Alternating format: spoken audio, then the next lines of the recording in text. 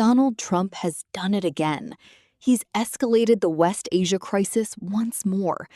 Just when it looked like diplomacy was making progress, the United States carried out fresh strikes inside Iran. And now, the region is back on edge. Base talks are still running, but bombs are also falling on Iran. So, what exactly is happening in the region? Is Washington trying to make a deal, or is it negotiating through military pressure? Here are the 5 developments that define where this conflict stands as of tonight. First, like I said, Washington has struck Iran again. American forces launched overnight attacks in southern Iran. This was near the Strait of Hormuz. The U.S. says the targets included missile launch sites and boats allegedly trying to lay mines. Washington has called these strikes self-defense. These attacks come even as a ceasefire is technically still in place. As tensions between Iran agreed to a truce on the 8th of April, Tehran has now officially reacted to the attacks, accusing Washington of violating the ceasefire. Over the last 48 hours, Iran says the U.S. will be responsible for the consequences of these strikes. Iranian state media reported that there were explosions in the port city of Bandar Abbas. It sits right next to the Strait of Hormuz.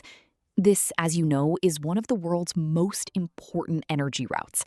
A large share of global oil shipments passes through this narrow waterway, and Bandar Abbas is critical to Iran's strategy there.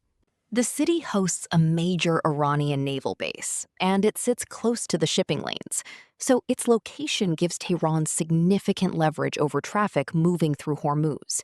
Reportedly, that is why the U.S. struck here. Despite the attacks, Tehran has hailed its defensive capabilities.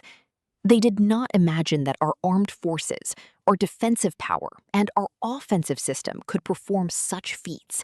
It was a completely surprising matter for all of them. Now to development number 2.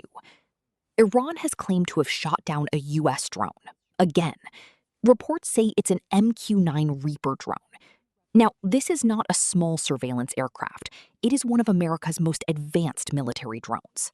The drone is used for surveillance, target tracking, and precision strikes. It can monitor battlefields for hours and help identify targets before attacks. The drone reportedly costs over $30 million.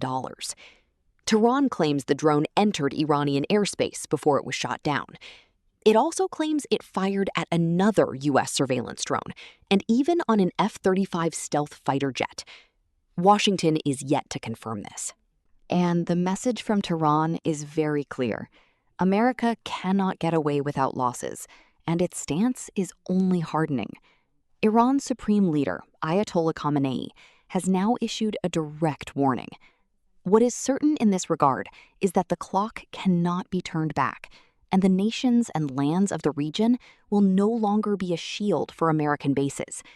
Moreover, America will no longer have a safe place in the region for mischief and the establishment of military bases, and day by day will drift further from its former position. That message is aimed at countries like Qatar, Bahrain, Saudi Arabia, and the UAE. All of them host major U.S. military facilities. So Iran is now signaling that if the United States continues these attacks, the entire region could get dragged deeper into the conflict. On to development number 3. Despite the attacks, the negotiations are continuing. Top Iranian negotiators have arrived in Qatar for another round of talks with the United States. Both sides claim they want a deal, but both sides distrust each other completely.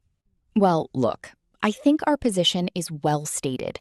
The president had a very important, I think historic call just a couple days ago with a number of leaders from the region. I think there's strong alignment and agreement on what a preliminary draft should look like. I think, like anything with something like this, it's going to take a couple days to settle, on even down to the disagreements over a word, a sentence. So we'll have to work through that. Tehran has also accused Washington of sending mixed signals. Every time it goes into peace talks with America, it ends up getting attacked by Donald Trump. It is not the first time we are witnessing these contradictions. In fact, one of the problems in our negotiations is these inconsistencies and contradictions in their behavior. This is not a new issue. The main issue here is still the Strait of Hormuz.